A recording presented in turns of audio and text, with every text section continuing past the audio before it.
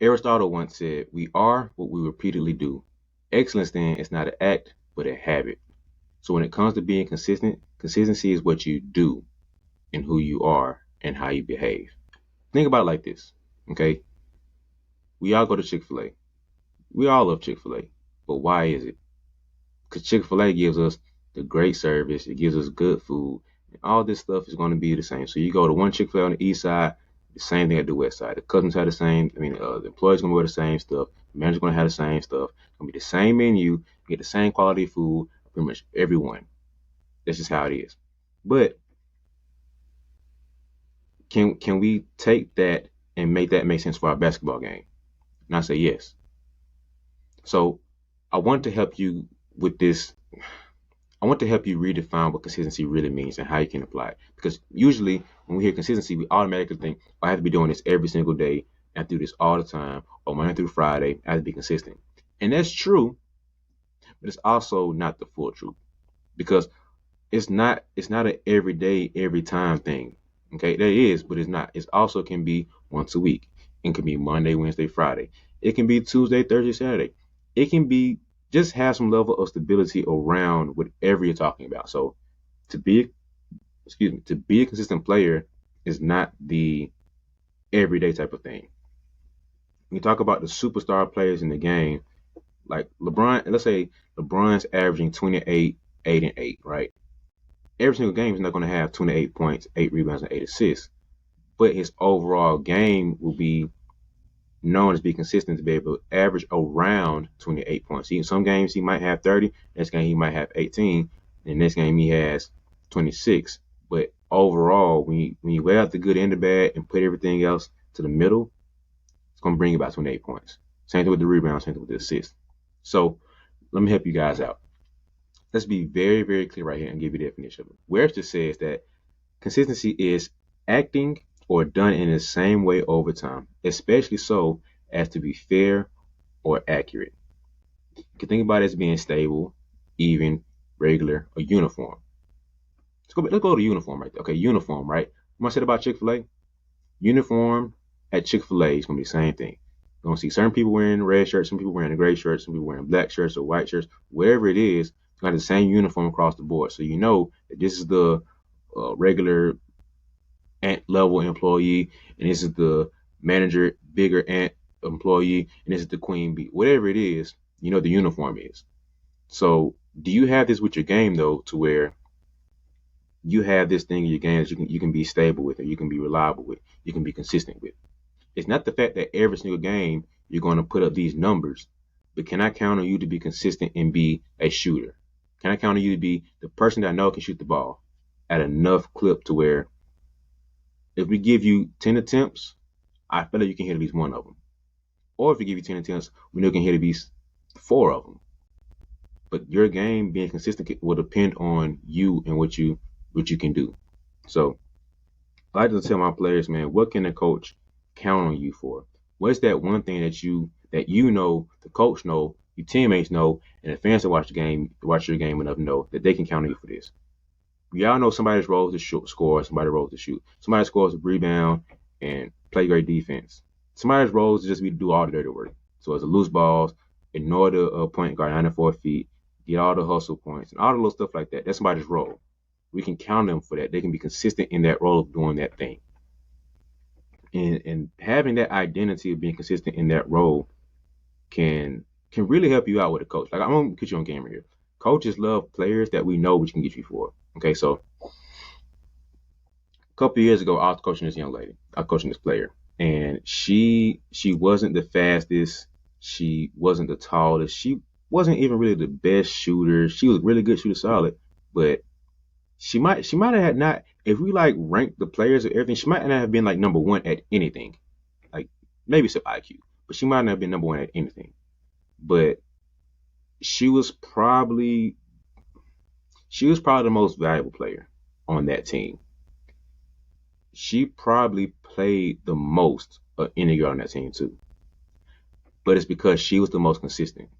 We could count on her to do these things no matter what the time was, no matter what the score was, what the opponent was, regardless of what was going on, she would show up and do these things for us. She'll be the stable rock no matter what was going on. She'll be the stable rock. She'll be the flag. We could plant our team around and say, hey, we have this right here, and she's gonna show up and do X, Y, and Z. And she'll produce every single time. It might not necessarily be the stat. She might have ended the game with like 2 points and 4 or 5 rebounds and 3 assists. That's not anything crazy.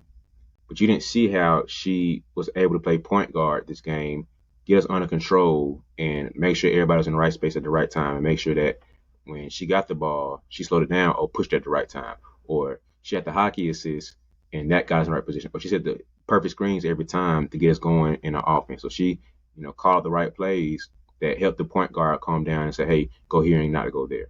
Or the next game, she's playing center because the big got fouled out and the other girl got sick or she got hurt or we just undersized this game, whatever. She's playing center in this game, and she just showed up every single time, rebounding, boxing out the big on defense. She's at the right place at the right time. And then just causing turnovers because she's trapping and she's helping at the right spot and try to swing out of it. She don't get the stat for trapping and putting pressure on that guard, but because she swung it and her teammate was there to steal it, now the steal gets counted for the team rather than just for her. But we knew she could do something, contribute to the team every single time. She would be the most consistent player on that team, night in, night out, day in, day out. But can you say that about your game? Can a coach say that about you to where we know no matter what the time is, no matter what the score is, she's going to show up and do this for us every single night? Man, little Jimmy, he's going to go down there and play scrappy defense every single game. That's what real consistency is. It's not about you being a 30-point scorer every night. It's to say, man, it's 30 this game, 16 this game, 20 this game, 7, but then go back up to 24, and then you're just able to maintain a high level of scoring volume every single time. And I know you're wondering, me like, man, I want to do that, man. I want to be a consistent player. I want to be that caliber of player. The real question is, are you putting that level of work?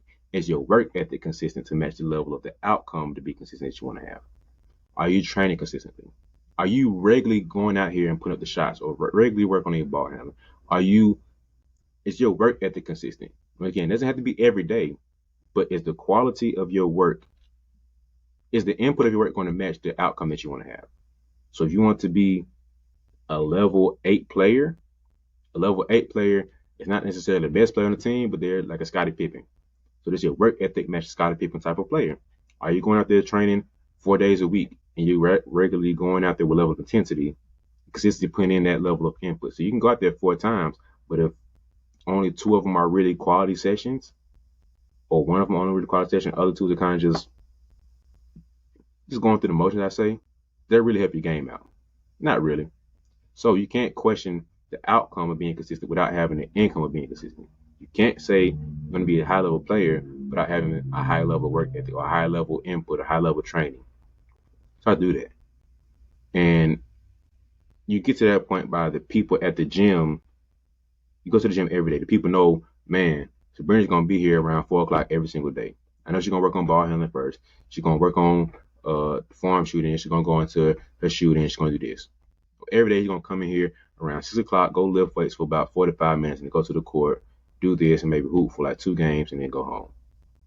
Can your neighbors say, this girl going to get up and run every single morning around 6 o'clock? We just know this for a matter of fact. It's a daily thing. And you get to that point where people know you for being that thing, you reach another level of consistency because you're going to be looked at as a consistent person, consistent player. And so when you do shine and do get the outcome you're looking for, it's not going to be a surprise as much because you've been putting the work to be consistent and do that. And so you should be getting people's nerves by, man, I have that basketball bounce every single morning, 6 a.m., 5:30 on the dot. I know she loved basketball, but boy, I didn't know she loved basketball. I'd be getting up every single day, doing that basketball for 30 minutes every day. 5:30 to 6 o'clock, she's doing it every day. And I remember when I was growing up, man, I don't even know who this person was, but somewhere in my neighborhood, we would hear someone practicing the horn. Okay, I don't know exactly what instrument it was, but it was some level of instrument that was a horn type instrument. I don't know exactly what it was, but we would hear it, and a lot of times after school, I'd be so annoyed because they would play that joint almost every day. And it got to a point where sometimes I'm looking at my phone like, man, this dude or this girl's out here doing it again. I've been going at it for a while, like a good hour. I'm like, bro, I'm trying to play the video game. What are you doing? Why are you disturbing my video game presence with your trombone playing or your I don't know what it was, but your horn playing? But in middle school, it would happen. Some points in high school, it would happen. And as I got older, I started to respect it because I understood what consistency really was and how to do that every single day and to be able to do that, you know, prior you didn't feel like it. I respected that more and more. And I don't know what happened with them, but I'm pretty sure they did a pretty decent job of going, even if it wasn't musically going somewhere, they went somewhere in life because they built up that habit of consistency and be able to know that this person is going to show and be consistent how we need them to, when we need them to, whatever. And I wish I would have added that to my game in my life and did it sooner and realized it sooner to be like, man, that should be me with my basketball, that should be me with my running, that should be me with this. I caught on to it a little too late. So I don't really, I don't say I'm jealous of them, but I'm jealous of them because I wish I would have had that earlier. Because that consistency was something that the neighborhood knew because you can't help but hear them throughout the windows and stuff because it's loud. So that next level of consistency means something because now you're spreading just outside of you and outside your household. Now you got the neighborhood involved. Now you're getting the city involved because it's that level of consistency that you have to be there and show up no matter what, no matter how you feel, whatever. So hopefully I'm not overcomplicating this. You know, I hope you're not overcomplicating this. It doesn't have to be this big miracle, magical thing of being consistent because there's something that you're doing right now that you're consistent with. Just every single morning, you have this thing to be a habit of doing this thing. It's something that you're consistent with, but it's not in the area that you want it to be. It's not in your game. It's not in your practicing. It's not in your schoolwork, whatever it is.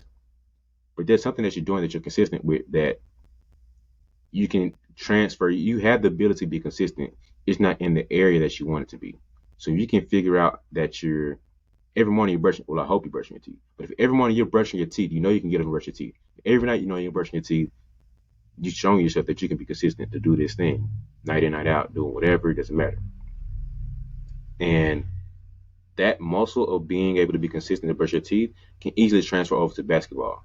You just have to figure out how to do it. So you can put your shoes on every day. You can get your basketball shoes on and go outside. If you can go and play Fortnite every night and do it for 30 minutes, 45 minutes, 2 hours, you can go outside and train and lift or watch film, whatever, for X amount of time.